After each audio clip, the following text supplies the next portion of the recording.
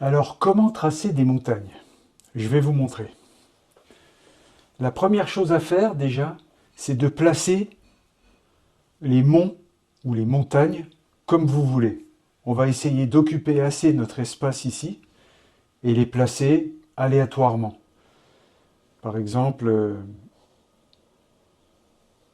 ici, je vais en mettre une ici, on aura une autre montagne là, une là, une là par exemple, une ici. Comme ça, voilà, je vais en rajouter une ici. Voilà nos montagnes faites aléatoirement. D'accord? Deuxième chose, on va leur donner un petit peu de consistance. Donc je vais les modeler un tout petit peu. D'accord? Imaginons qu'on veut des montagnes un peu dans cet esprit-là.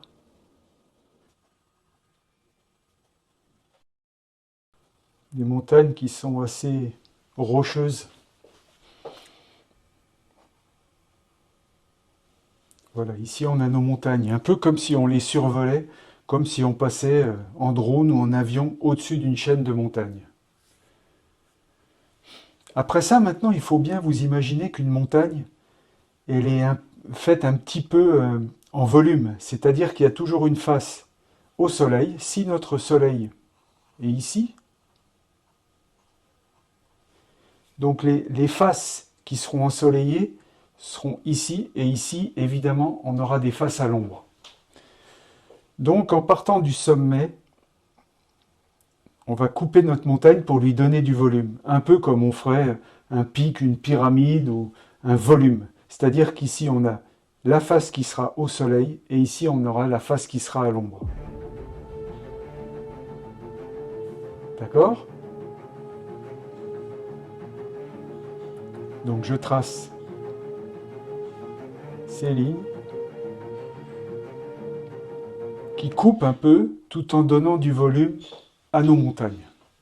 D'accord? Là, on commence déjà à voir un petit peu les volumes. Puis après ça, on va tracer donc ce qui représente la texture de nos montagnes.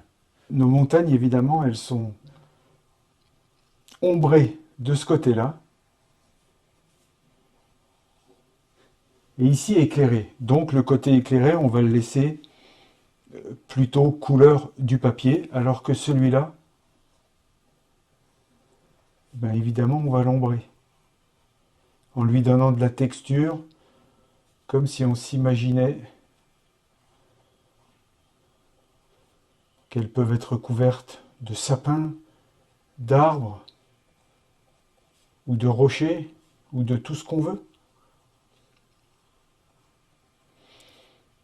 Même de neige.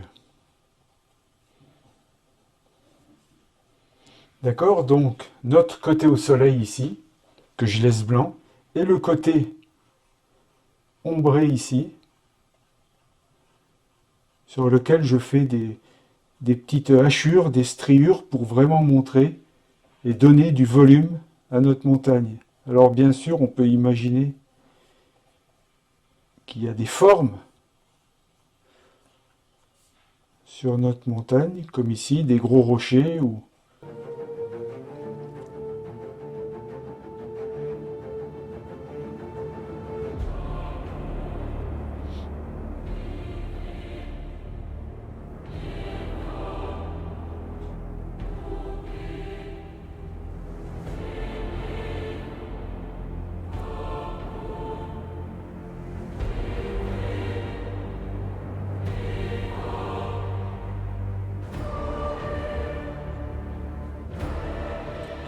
d'accord? Donc, vous voyez bien que ce côté-là est vraiment à l'ombre, et ce côté-là est vraiment éclairé. D'accord?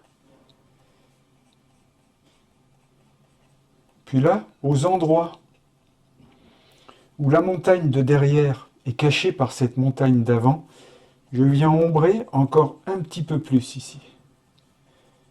Pour bien montrer que derrière, ici, il y a une vallée qui est encore plus dans l'obscurité. Et je fais moins de hachures quand je monte vers le sommet de la montagne. D'accord? De cette manière-là. Comme ici. Ici, il y a une montagne ici. Donc je viens l'ombrer beaucoup plus pour montrer que derrière ici,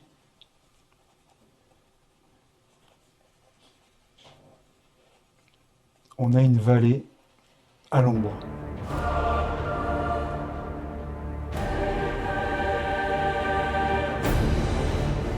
Alors pour pas quand même que ça fasse trop pyramide, là je voulais vous montrer en fait, puisque souvent une montagne c'est vraiment un pic rocheux, quoi, un peu qui ressemble à ça. Mais après évidemment il faut un peu casser vos montagnes, c'est-à-dire que quand on va les repasser avec un crayon feutre, eh ben, il y en a certaines qu'il faudrait peut-être faire un tout petit peu moins pointu, pour pas que ça ressemble quand même à des pyramides les unes derrière les autres. Mais le principe c'est celui-là. Là, à l'endroit qui est caché par cette montagne, beaucoup plus ombré. Et plus on monte vers le haut de la pyramide, moins c'est ombré.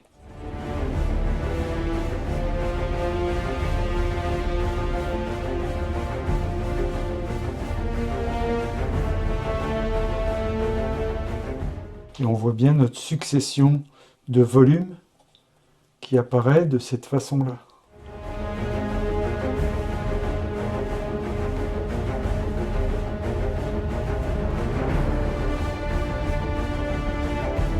Et voilà, là on a vraiment beaucoup de montagnes.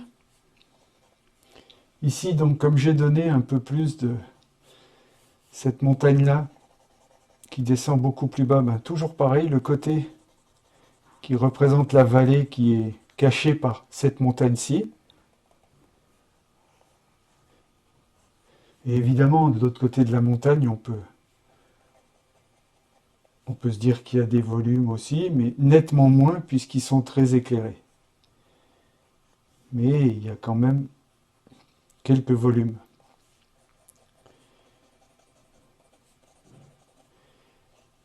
Voilà. Là maintenant, je vais la passer à l'aide d'un crayon comme ça. D'un crayon Pigma graphique. C'est une sorte de crayon feutre. Hein. Et ben je viens passer le haut de mes montagnes. Et là, je vais leur couper un peu les monts, parce que là, maintenant, c'est la forme définitive. Mais bon.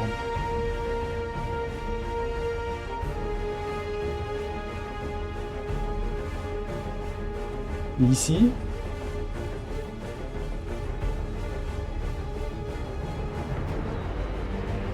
partie à l'ombre.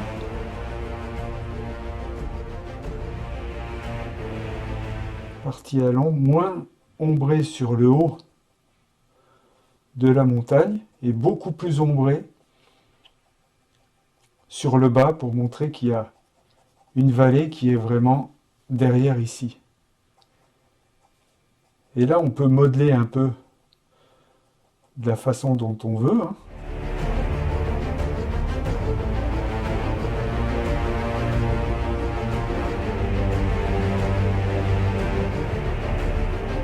Comme ce trait ici, en fait, que j'avais fait pour couper la partie à l'ombre du soleil, ben, quand je viens passer avec mon crayon feutre, je ne retrace pas ce trait, je fais juste partir les hachures à partir de ce trait. D'accord? Je coupe pas. Dans la nature, rien n'est si coupé au cordeau que ça, quoi. Ici, on peut avoir une petite montagne au fond, encore toujours pareil. L'endroit où c'est très foncé et hachuré moins vers le haut, en sachant que celle-là est beaucoup plus profonde là-haut, beaucoup plus loin. Et ainsi de suite.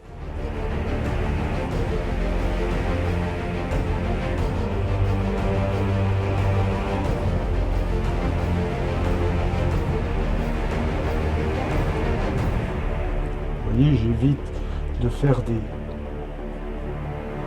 des pointes trop franches, je coupe un peu.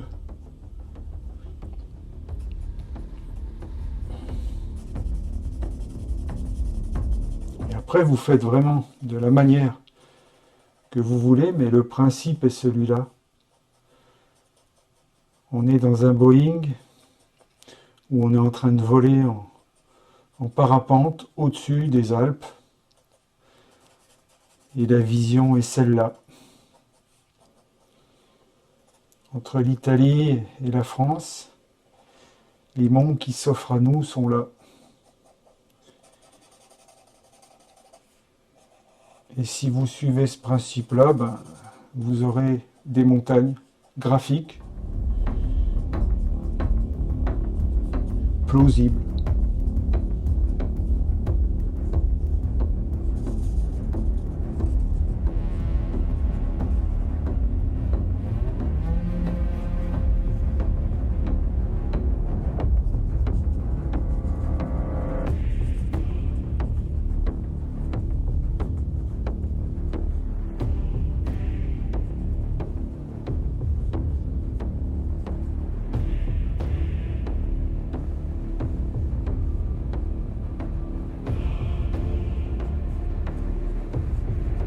Bon, c'est vraiment pour vous montrer le principe. Je continue encore un peu.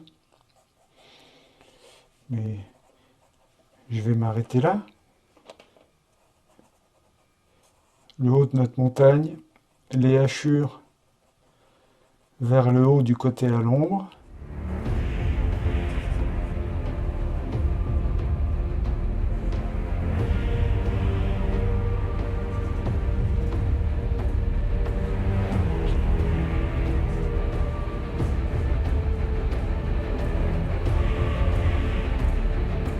Et souvent, pour aérer un peu, pour les montagnes qui sont devant, ici, au lieu de venir toujours les refermer sur d'autres, vous pouvez finir par quelques petits points de cette manière-là, ce qui veut dire que la vallée se perd un petit peu ici, quoi.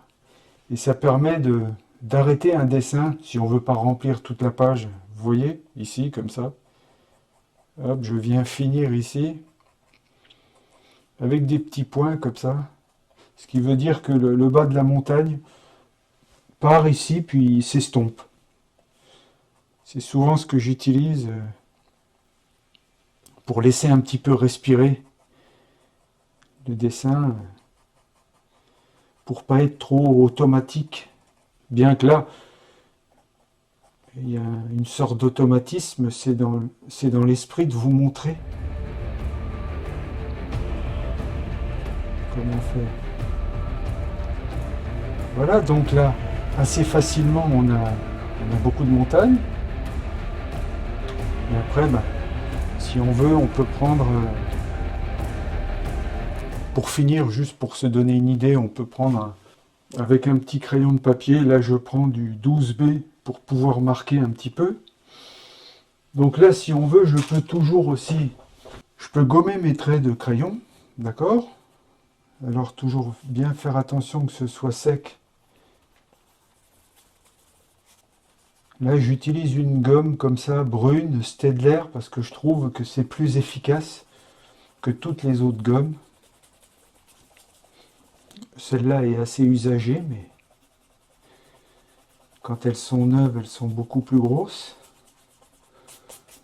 Donc vous voyez, on a un tout petit paysage de montagne qu'on peut faire assez rapidement.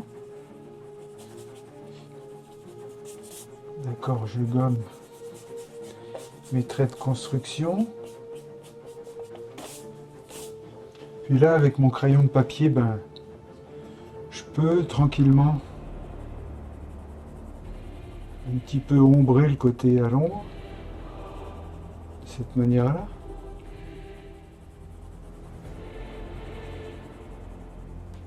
Et toujours pareil, quand on arrive en haut du sommet, on appuie un peu moins. Et sur le bas, on appuie un peu plus. D'accord, j'y vais avec le côté du crayon de papier. Donc, je reste toujours sur ma bande que j'ai tracé côté ensoleillé, côté ombré, frontière entre les deux côtés, et avec mon crayon de papier, je ne dépasse pas. Et quand j'arrive en haut du côté ombré, un tout petit peu, j'appuie un tout petit peu moins fort qu'en bas. Et l'avantage d'un crayon gras, comme vous pouvez le voir, c'est qu'en bas, on peut avoir du noir plus profond, alors qu'en haut, on a un petit gris. Et pareil, je fais ça ici. J'appuie en bas, j'appuie un peu moins en haut. Pareil. Et à la limite, plus je vais dans le fond, moins j'appuie.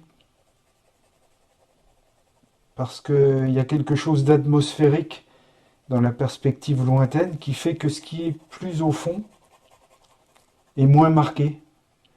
Comme quand on regarde un paysage de loin, on commence à moins discerner ce qui est très loin. Et tout s'uniformise au loin. Je marque un petit peu moins. Voilà, de cette manière-là. D'accord ? Là, ici, vous voyez la frontière. Hop. Et là, on est vraiment au premier plan. Voilà, c'est ce que je voulais vous montrer aujourd'hui, comment faire un petit paysage de montagne. Assez simple. Alors évidemment, après, on verra dans d'autres vidéos, je vous montrerai comment on peut faire des routes, des petits villages, comment on peut faire tout un tas de choses. Et puis, il ne faut pas oublier ici que ici on a notre soleil qui est ici. On peut toujours... Voilà, notre soleil qui est vers ici. Bon. Donc évidemment, on a notre ciel là-haut derrière. Alors pour faire le ciel, je vais avec mon doigt un petit peu uniformiser. Le but n'est pas de faire un ciel, mais c'est juste pour vous montrer qu'assez facilement on peut mettre un petit paysage en place. D'accord, donc je marque mon ciel un petit peu plus vers le haut que vers le bas. Je vous montrerai ça dans d'autres vidéos. Et vers le bas, là où il épouse les contours de nos montagnes, un petit peu moins marqué. Par contre, vers le haut, je marque plus. Puis voilà un petit paysage de montagne, simple, mais le principe est là. Je vous remercie de m'avoir suivi. Et si vous avez des questions à poser, n'hésitez pas à les poser en dessous de la vidéo, à vous inscrire si vous aimez mes vidéos, à vous abonner ou rejoindre ma chaîne si vous voulez des vidéos beaucoup plus élaborées sur des sujets toujours artistiques. Je vous remercie beaucoup et bon dessin et bonne peinture.